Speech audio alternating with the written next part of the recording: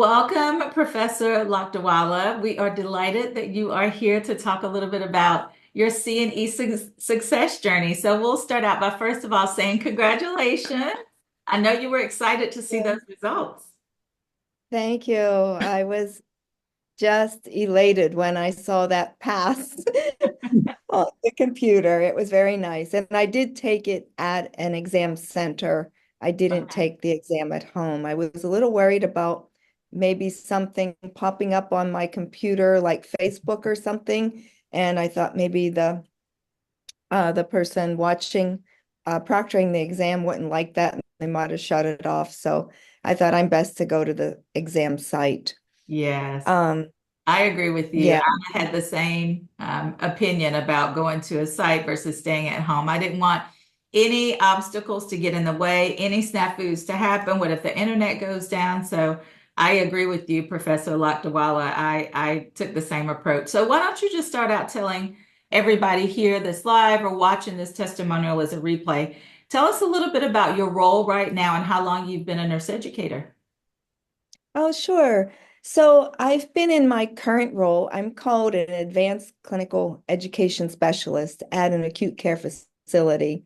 It's a 500 bed facility in Pittsburgh. So I got into education that way. I worked as a PACU nurse for 25 years, and everybody said, "You're always the informal educator. Why don't you be a real educator?" So that's when I was asked to come over into the education role. But I was also doing clinical education for a community college on Mm, the side. And then I finished my DNP, and someone had invited me to teach online mm. at a university. So I started teaching online, been doing that for 11 years. So that's kind of my role in education. So I do a little bit of everything. I haven't been doing clinicals Mhm. recently, but I've been doing online and That's acute care great. setting. That's great. I think you have such great experience when we think about the fact that the CNE exam is at that 70, almost 80% of application and analysis, which is that higher level of Bloom's taxonomy.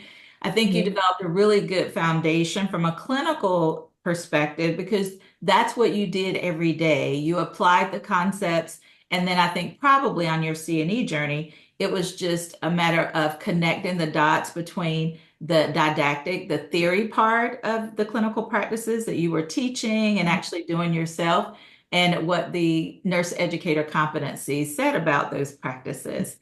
So the first question we have for you, and thank you again for joining us, is telling us about your journey to CNE. Now, I know you and I had some conversation, and even though we talk about a CNE in 60 days plan, a 7 week study plan, your path wasn't quite that short. Talk to us a little bit about what your timeline was. Yeah, so my timeline, I thought it was like 2 years, but I think it was more like 3 years. And Mm. it occurred right at the beginning of COVID, right smack dab in the middle of COVID. And a few of my colleagues said that they wanted to study for the professional development Hmm. certification. Hmm. And I thought that that just didn't fit what I was doing with my career goals. So I thought about so that's when I went on and I discovered your website and I purchased the online review course, so the self-paced review course. And I think I tried to open it one time and I was so busy with working overtime and worried about COVID and life that Hmm. I I never reopened it. So COVID calmed down and my faculty, the college that I was teaching for online said that since Pennsylvania wasn't a compact state, that I wasn't permitted to teach for them. Oh, And I was devastated. I'm I was just sure. devastated. So I started looking for an online job because I really enjoyed that. And most of the college websites said CNE required. Mm. And then some of them said CNE preferred. Mm-hmm. So that said, I just said, you know what? Why am I stalling? I need to match this with my career goals and get moving on it. And Mm-hmm. so that was really what got me moving. I always had it in the back of my mind. I got to do this exam. I got to do it. But that did help me to really push me. So um, that I think is really, really important to know that that's where the requirement is now. There, a lot of them are making it as a requirement to have the CNE. So, Yeah. And I think that that was very, I think, insightful of you to realize. Unfortunately, it's unfortunate that you were put in a position where you did have to look at other opportunities. But I mm, applaud you for saying, no, I want to be a nurse educator and I'm just going to explore opportunities and figure it out. So I applaud you for not saying, you know what, maybe education isn't for me from a academic standpoint. It's great that you sought out other opportunities. So you saw that CNE was required or preferred by many. So you had already purchased the course. So that was great. The pandemic happened. You had to make a shift in your academic role. What were your next steps? What helped you get back on track to focus on the CNE other than the job opportunities? I know that exactly. was a big So, right. So when I went, I thought, okay, well, I'm going to go back to Dr. Sellers. And, COVID was such a blur one. that Mhm. I didn't even realize that I actually purchased your review course. I thought that I purchased it. No, well, it went away because it was like 3 years ago, 2.5 years ago. And when I went on it, it said I logged in and it says, well, you already have access to this. And I Mhm. thought, oh my gosh, this is incredible. So it never went away. That's what I think, your philosophy of always giving somebody that resource. And Mhm. it's always good to go back and Mhm. review, even when you pass the exam. But I Yeah. was just thrilled. And Yeah.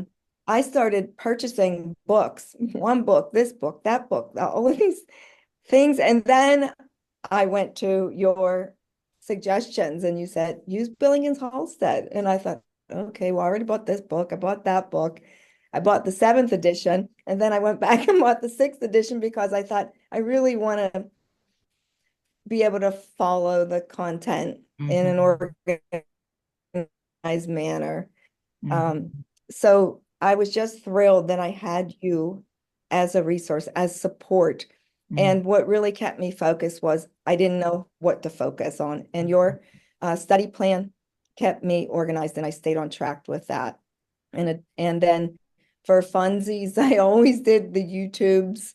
I did a few extras. I was like, I wasn't really getting that, so I'd go and I find out a few more YouTubes. Mhm. And sometimes, for entertainment or whatever, I thought, okay, I'm gonna do more YouTubes. I want to really make sure I get it. Uh-huh. And but the study plan was really the ticket to keep me organized. As well as the review course. I did the whole review course, and then I would go back and just highlight content. And Excellent. then the page that you have all of the references, like Billings Halstead and Caputi, Yes. for each concept. Yes. So each of the domains is Mhm. really, really helpful. Yes. And we love hearing that feedback. You said so many great things, and I appreciate you hitting on some of the key points that we want to make sure colleagues that are here understand. That is different with Dr. Sellers Educate. I shared with Professor Lakdawala via email that it's always been our belief that when you pay for a service, when you pay for a program, you shouldn't have to pay twice. When you have to pay multiple times, it almost feels like a punishment. We didn't like that that's the standard out there in the market. So we said, you know what? You're going to pay one time and that's it. And we're going to refresh the content in our self-paced course every single year or once updates come from NLN. So we're thrilled that you saw that as a value add because that is one of our missions that we support you until you are successful, no matter how long that takes. And that means when you log back in, you can always access your resources. So we appreciate that being helpful for you. And you mentioned the YouTube snapshots too, and the 7-week study plan. So exactly what you said is what we have seen hundreds of nurse educators really be guided by as they move forward on their journey, especially because we know life happens. You all may remember that it took me almost 8 years to get CNE off of my bucket list because life kept happening. So we appreciate that you got back on track and you had the right resources and focus. And then the last question we have for you is, and then we'll open it up for colleagues that are here live to see if they have questions too. But what surprised you most about the CNE exam, and what advice would you give to colleagues that are listening to you and thinking about what their next steps are going to be? What advice would you Mhm. give to them? So my advice is listen to Dr. Sellers. Don't create your own study plan and don't listen to others. So Mhm, I was really worried about, I thought facilitate learning. I thought, oh, I got this. And the mhm, second domain about socialization, socializing, facilitate socialization. I thought, oh, I got that. And I did okay on my SAEs with those. So I really focused on the other learning domains, the competencies, and mhm, I did really well on the six, the last six ones, and I missed more on facilitate learning than anything else. So that's my suggestion. There's 47 questions in facilitate learning. mhm. That's a lot of questions. It is. So know Mhm, that content. And that's what I thought. That was a real surprise to me. mhm, The other content, so it's three distractors, mhm, um, and 130 questions and 20, and then additional 20 not graded. mhm, But I was so surprised that I think I only had 5 questions that were math questions. mhm. And I didn't even need a paper and pencil. Right. Or a calculator. We've had that A question calculator, I before. didn't. Right. Um, Yeah. so you just have to study what Dr. Sellers tells you. She has an extra course for the statistics. If you know that, I think you should be fine. I was very solid with my answers on that. So I was worried about the math, although I'm stronger in math, so I wasn't Mhm. too worried about that. That's good. And was But that a gap area from your SAE, Professor Lakdawala? it was not a gap Okay. area. Okay. Yeah. What about Um, competency one? Was that a gap area on your you know SAE? what? It wasn't. It Mm. wasn't. But Okay. when I re-studied, when I reviewed one last time, I did that first. I should have left that till last, I Okay. think. Okay. Yeah, some Um, colleagues take the SAE before, kind of as a pre-check or pre-test, mm, and then some take it at the end. And I think that either way, it's one data point. Just like NLN says, there's no direct correlation with the SAE results and how you actually perform on the CNE exam.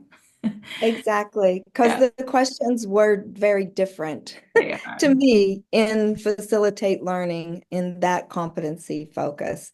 Yeah, But I can't know everything, but that's there right. were questions about Boyer's Mm-hmm. scholarship. So that's important to know that.